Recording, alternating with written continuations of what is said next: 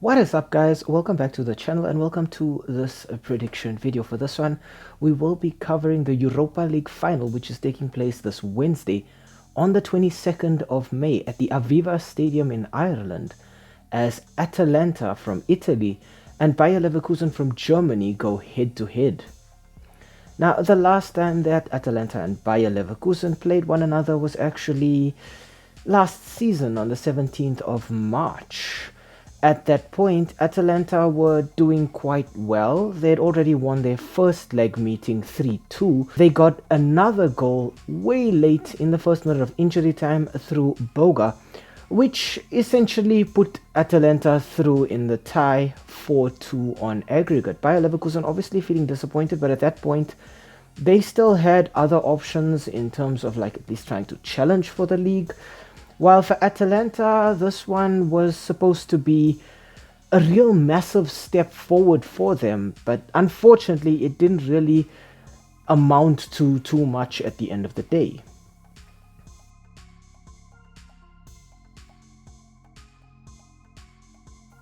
We start off our team analysis with Atalanta. Now, the last 5 fixtures for the Italian side have ended in 4 wins and 1 loss. Their last match was a 2-0 win against Lecce in the Serie A to cap off their season. In these last 5 fixtures, Atalanta have scored 9 goals and conceded 3. But that one loss is something that will really upset both the players and the fans. It was against Juventus in the final of the Coppa Italia, so a trophy that they've already lost out on.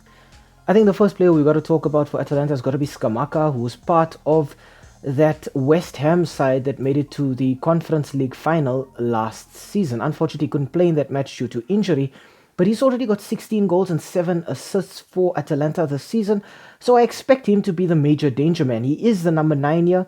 He is a very fluid player. He's very quick, so I do expect him to cause the Bayer Leverkusen defense quite a bit of problems. Next up, I want to talk Charles de Ketelaere. With 14 goals and 9 assists, he was employed by AC Milan last season, but things didn't go according to plan for him, and he left the San Siro for greener pastures, and that is exactly what he's found at Atalanta. He's found himself once again looking like one of the hot talents in Europe right now, a player who can create good moves, who can score good goals, a player who will be very exciting to watch both now and in the future. And finally, I want to talk Lookman. With 12 goals and 8 assists, he's the second striker or the strike partner of Scamacca. Lookman brings so much fluidity to this team, so much pace up front as well. The combination between him and Scamacca has been so difficult for so many teams to deal with. I think Lookman does play better as a supporting striker, though, as opposed to being employed as an out-and-out number 9. He does struggle when he's the lone ranger up front, but I think as long as he's got Scamacca up front with him, I think the two of them are going to do some massive damage.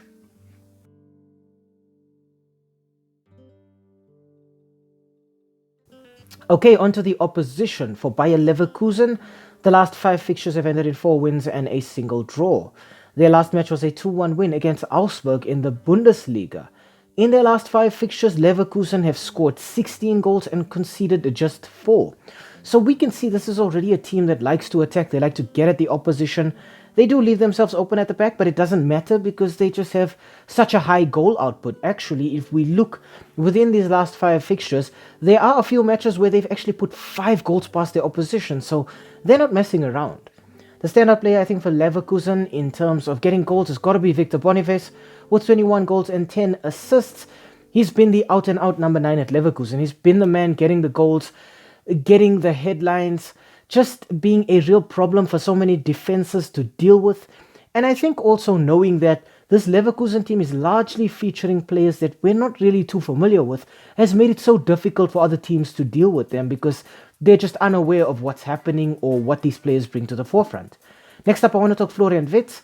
With 18 goals and 20 assists, that is 38 goals that he's been responsible for this season in both creating and scoring them. But I think it's very impressive that Wirtz is in fact the assist leader at Leverkusen this season. He's been the player who has been creating these chances, really being a headache for the opposition. But if teams go out there and think that by marking other players they can sort of nullify Wirtz's impact on the pitch, they've got another thing coming because he's proven that he can score the goals as well. Finally, I want to talk Swiss midfielder Granit Xhaka with 3 goals and 2 assists. Granit Xhaka is, I feel, the linchpin in Xabi Alonso's Bayer Leverkusen this season. He is the man who they build their attacks through, picking passes from deeper in midfield in that kind of Xabi Alonso midfield holding role. But he's also the player who is first to react to loose balls or possession lost by his players up front. If any of them just seem to play a misplaced pass or get tackled and just lose the ball, it's Granit Xhaka who is mustering the defense together and leading the charge to win the ball back so that they continue to play their possession style.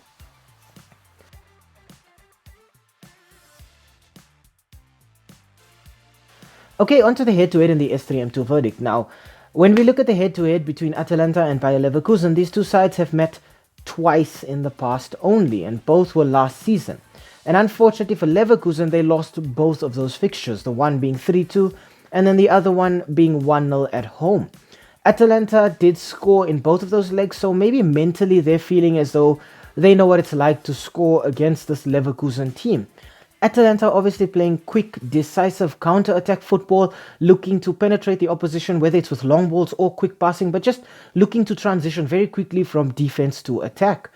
It was a game plan that saw them win many matches that they perhaps had no right winning, but unfortunately it did come undone against Juventus in the Coppa Italia, and I do think that Atalanta are maybe stinging a little bit from that loss. It was a match that Atalanta probably would have felt they could have won, but unfortunately luck just didn't seem to be on their side. They went into that match without Scamacca, and Lookman was forced to play as that number 9 role, and they really struggled. And I think that was the match where we could all see that Lookman functions more as a support striker, and Atalanta struggle if you kind of take Scamacca out of the game entirely. I think specifically when it comes to Scamacca, he's going to feel like he's got a little bit of unfinished business. He was part of that West Ham side that made it to the Conference League final last season, so he does have a winner's medal, but due to a knee injury, he was unable to feature in the match, so it was kind of like a bittersweet victory for him. If you couple that with the fact that Leverkusen were the side who dumped out West Ham this season in the Europa League, perhaps Scamacca is going to be feeling like he can do his former teammates a bit of a favor by stealing the trophy away from this Leverkusen side. But when it comes to looking at Leverkusen, they've been on an entirely different planet altogether this season. Going the entire Bundesliga season without having tasted defeat once, I mean having to play against teams like Leipzig, Bayern Munich, Borussia Dortmund. These are not easy teams to play against. But Xabi Alonso set his side up to understand that they can win if they are disciplined, if they stick to the game plan, and that's exactly what they did to win the Bundesliga, and it's exactly what they did to get this far in the Europa League. Obviously, Leverkusen will be looking to play their Xabi Alonso style of football.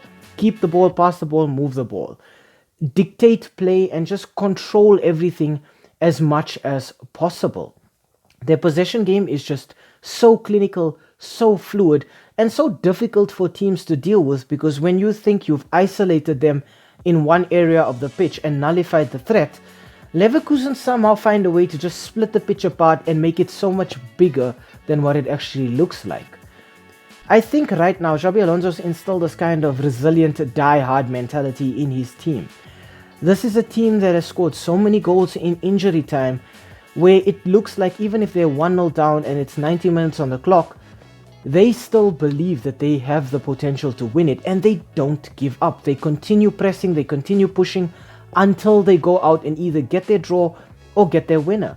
And that's why Bayer Leverkusen went this entire season in the Bundesliga undefeated.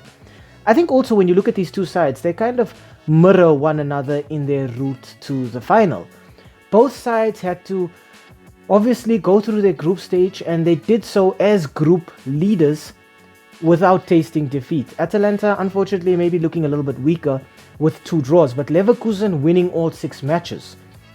They then had to play the teams that finished second in their groups in the knockout stage, because obviously with the new UEFA format, with the third place teams from the Champions League dropping down, and then having to play against the second place teams in the Europa League for a spot in the round of 16 in this tournament meant that both Karabakh and I think it was Sporting Lisbon had to play against teams that were dropped out of the Champions League and then progressed in the Europa League, but somehow found themselves facing against the teams that they finished second against in their group stage.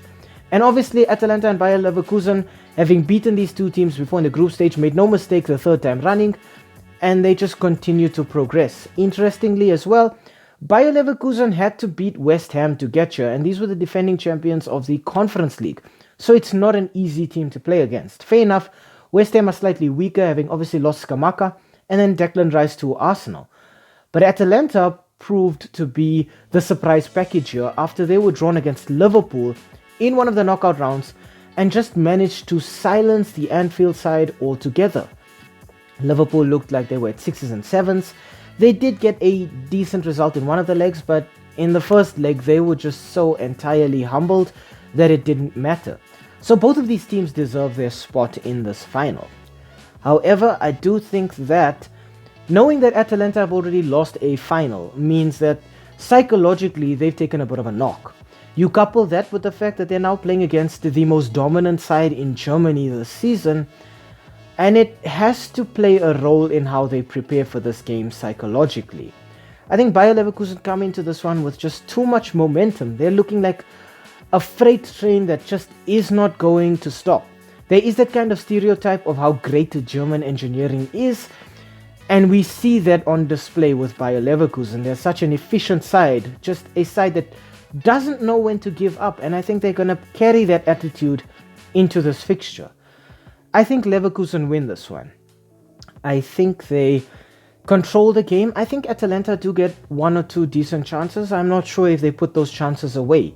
But I think despite that, Leverkusen just have too much grit, too much determination, too much desire to just see games out, to just grind it out. It would be nice if both teams could end the season with a trophy, thereby Atalanta winning this one and getting one, and then Leverkusen having already wrapped up the Bundesliga. But I don't think that's what's going to happen here. I think, unfortunately, Atalanta are going to taste defeat in yet another final, and I think Leverkusen are going to taste victory and go home with a European double, which is something that I think Xabi Alonso and his side fully deserve.